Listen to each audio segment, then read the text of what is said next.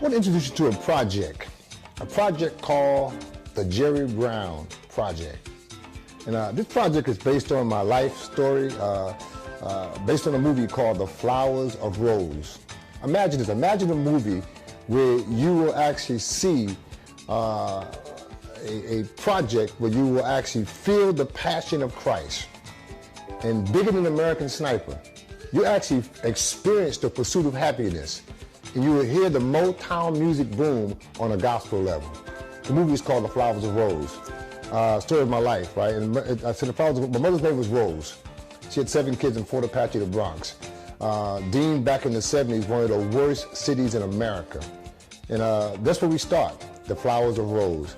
And her name was Rose. She had 7 kids. And the movie depicts on how our lives bloomed out, right? And so what makes this movie so powerful is that my A-lister is Jesus Christ himself. My director is God the Father himself. I'll kind of give you a little, I call it back to the future. So I'm not looking to produce something that's going to actually lead you to the future. I'm actually producing a project that's going to take you back to where you come from. You see, Moses asked God a question. He said, God, show me your glory. And God said, I won't show you my glory because you'll die. He said, but I'll put you in a rock and I'll pass by you and I'll show you the backside of my goodness. So it's not so much where God is taking you to, right? But it's where God has brought you from. And that starts in one part of the movie. There's a part in there that talks about Jeremiah 1:5. When God talks to Jeremiah and said, before I even put you in the womb, I knew you. Imagine that, I knew you. See that? And he said, I have ordained you to be a prophet to the nations. So my life is not something that I'm just kind of working towards the future. My life is designed by God, so I'm working my way back to the past, where I come from. So I'm excited about this. I'm excited for Sly doing this podcast and putting this together and giving me the opportunity to share my story, my life. I'm excited about it, guys. I'll just give you some bits and pieces of this, though, my life story. Again, being a kid from the Bronx, New York, I'm the second of the oldest of the 7 kids. My oldest brother is one of the best guitar players in New York City, one of the best basketball players. Just had an awesome life up there in the Bronx, man. The guy was an example to follow. And my mom died at 36 years old, leaving 7 kids in Fort Apache, the Bronx. That's how the story starts, right? And so all of our lives went different directions, right? One lost his mind, one got on drugs, one went to prison. Things happen in our life. I dropped out of school and tried to get a job to take care of my brothers and sisters, and that didn't work out too well. The building we lived in was almost a vacant building, in fact. And so imagine this. This is a story, again, not on my life, but a story on how God has directed my life. And maybe you'll see from this story how God is directing your life too. The Flowers of Rose. I ended up walking past a recruiting station. As I was basically homeless, walking down the street, didn't know what to do. I lost my job. Many of you might have heard about Blackout 77 back in New York City. Well, doing that, I lost my job as a TV repairman. I was helping a TV guy fix TVs, just something to kind of be able to pay the bills and live. And so walked past the Army recruiting station. The guy said, kid, you want to join the military? And I said, I don't have a diploma. But it's all about trusting God. Trust me, it's all about trusting God. Yeah, it's all about trusting God. And that's kind of my life story, is these little serendipities, things along the way that if you recognize, you'll see it's God. And so that's kind of the gist of the story. And walking past the recruiting station, the guy said, kid, you want to join the military? And I said, man, I don't have a high school diploma. And the guy said, well, that ain't gonna work. I said, but I'm trying to get the GED at night. He said, well, since you're doing that, let's take the test, see how well you do. Took the test, scored pretty high. And the guy told me this. Now imagine this. He said, you have a slight bit of hope. A slight bit of hope, because there's something called a non-grad slot. We have one slot in the whole state of New York City that if you can pass the test, pass the physical, and don't have a criminal background record, you can get a job in the military. I said, wow, thank you for that. Passed the test, passed the physical, had a slight criminal record, but it was expunged, and I didn't even know that. So again, ended up being in the military. And so this is where the documentation in the script to the movie begins, with my life in the military. And again, I won't cover all the details on the background on all the family members, right? But I would say this though, God, it's all about trusting God. And so my time in the military, I ended up becoming an undefeated Army boxer, actually a combat veteran, served in Iraq, General Colin Powell and General Schwarzkopf. Actually selected in basic training as the platoon leader for the entire platoon. And I wonder, how did all that happen? It's all about trusting God. See, backtrack, my mom, she knew God. She trusted God. But I didn't really know much about God, but I knew there was a God. And I knew that we had a godly fear given to us in our family. And that was one of the foundations of our lives that helped me and us actually move forward. So I'm going to leave you intrigued on this, though, with the movie, is that there's 7 kids in The Flowers of Rose. And the movie tells how all of our lives bloomed out. And so I'm going to talk about my life. Understand there's 6 more lives involved there. So keep that in mind as I go through this little dialogue with you here. And so you asked me, say, Dr. Brown, what made you continue? Well, life will make you continue, but trusting God will determine how you continue. See that? So life, I joined the military. I finally got myself in a position where I can actually get income. I can try to help family members. Basically, I was a high school dropout, so they allowed me to go back to school. And so I find myself going to basic training at Fort Gordon, Georgia, Fort Jackson, South Carolina. And in basic training, just a phenomenal event of a lot of young soldiers. Can you imagine a high school dropout from the Bronx, and then the drill sergeant makes me the team leader for the whole squad, the whole team of soldiers being trained, a high school dropout from the Bronx, right? Trusting God makes the difference. And so during that phase, ended up taking the physical fitness test and scoring one of the highest scores on the physical fitness test. What made me do that? Well, I came from Fort Apache to Bronx. Running wasn't a problem, climbing wasn't a problem, and being able to escape and evade wasn't a problem, right? So don't let your background be the thing that holds you down. Let your background be the launching pad of the thing that moves you up, right? So I used it as my platform. I knew where I came from, guys. I had a desire to move higher, the desire, right? And so after basic training, I found myself, ended up going to Fort Bragg, North Carolina with the 82nd Airborne Division. And during that time, I ended up going back and I married my wife, Deborah, and we moved to Fort Bragg, North Carolina. And while at Fort Bragg, North Carolina, I want you to track this now, right? Only by trusting God. After being a part of the 82nd Airborne Division, I became a boxer on Fort Bragg, joined the Army's boxing team, and ended up becoming an undefeated Army boxer, right? Trusting God makes a difference. Undefeated boxer. And strangely enough, there's something about how God works in your life. And talking about the flowers of rose, how our lives bloomed out. So I'm showing you how my life bloomed out, but you can kind of get a gist of how my brothers and sisters' lives bloomed out. So if you're watching this and you get a question, the reason why I'm staying on course, I got a great director. I'll tell you his name at the end, right? So this actually started my life. Yeah, so this is where the documentation of my life begins. And it begins to be a script in my spirit. Now, I said that my director was God. I wrote the script physically, but God actually directed me to write the script spiritually.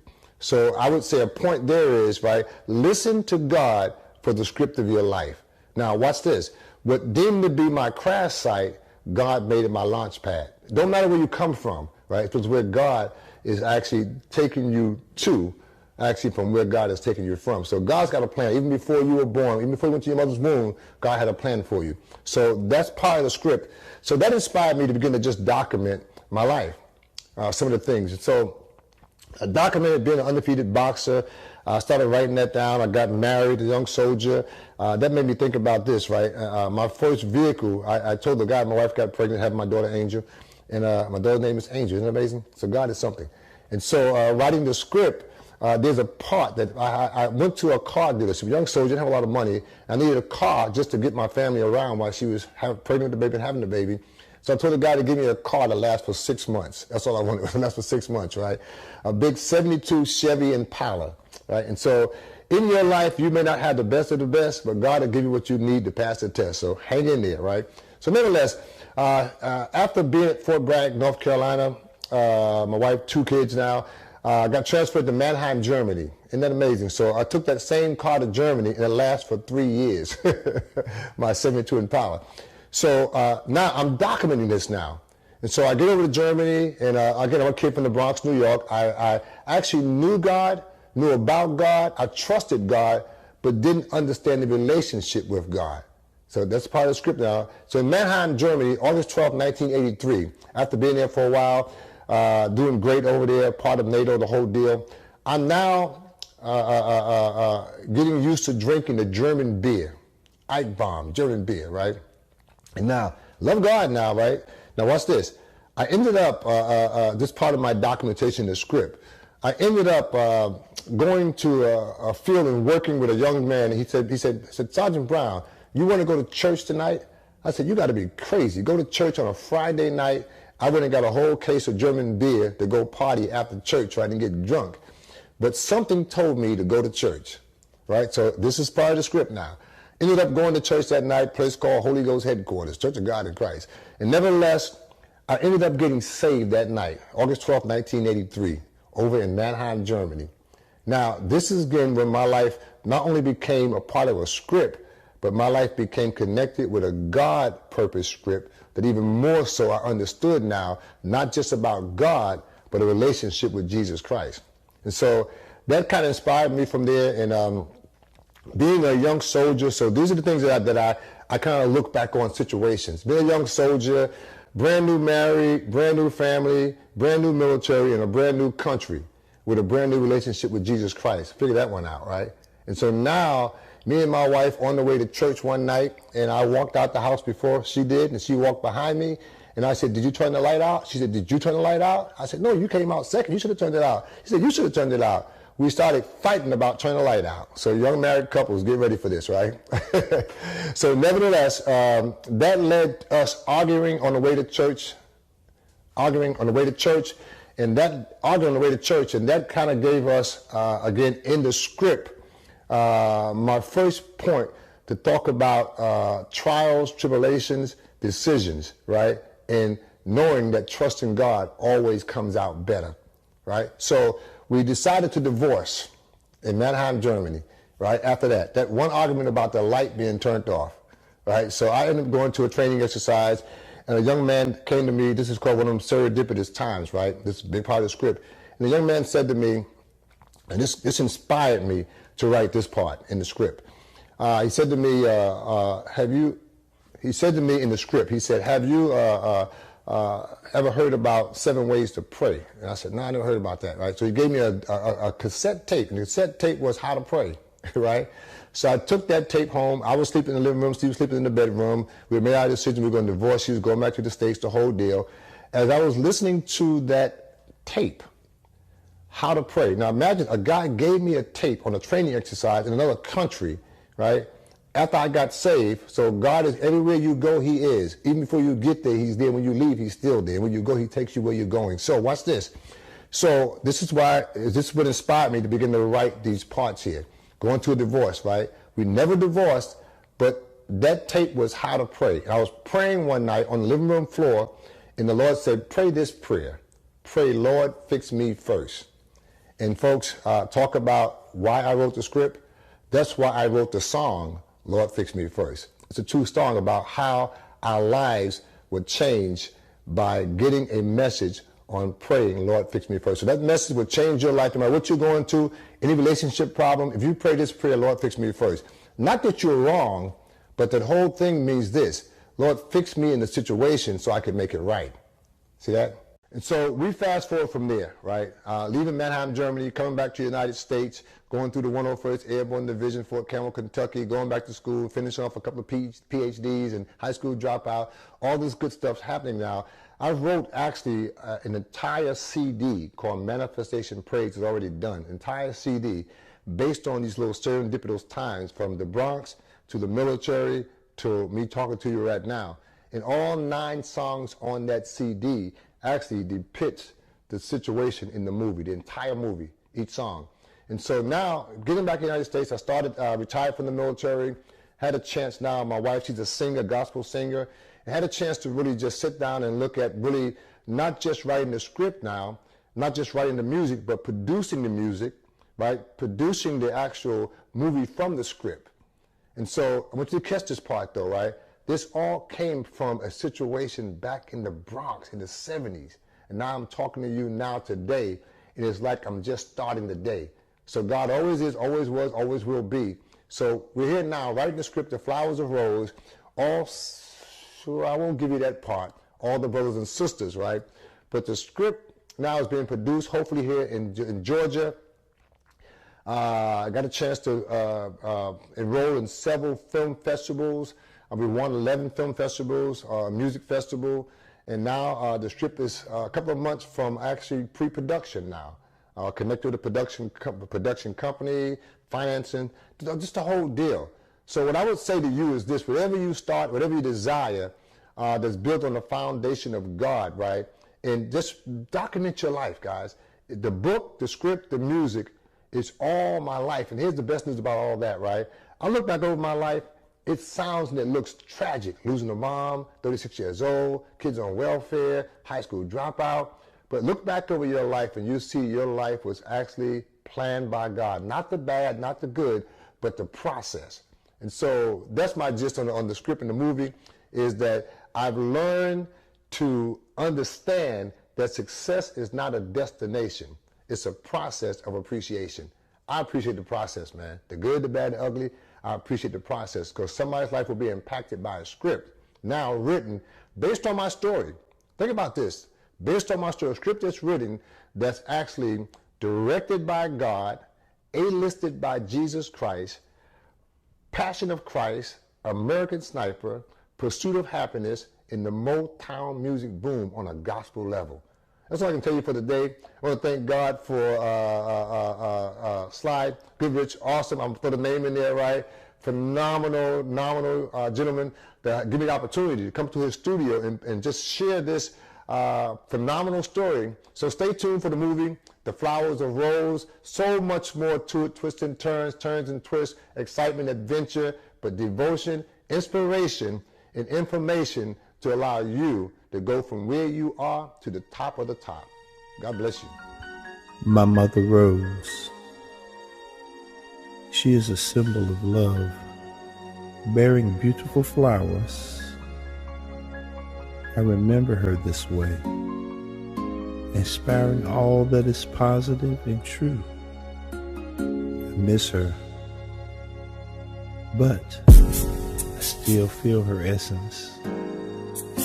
The joy, the peace, the loving, caring nature, strong yet tender, wise yet humble, the Rose that I know.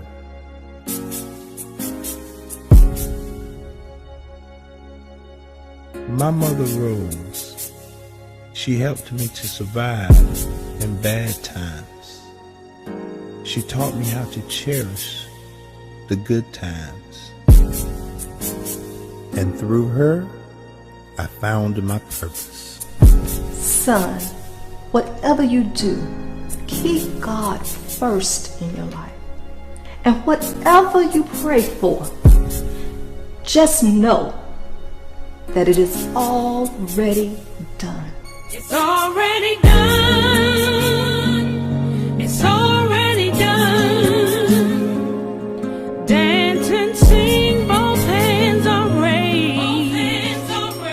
It's already done. Manifestation, praise. My body's healed. My belief is raised.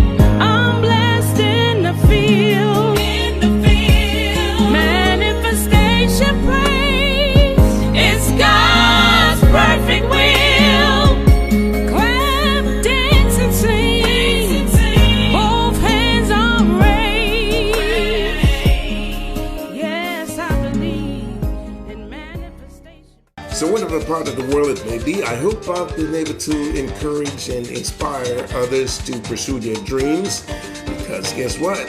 It's all up to us to make it happen.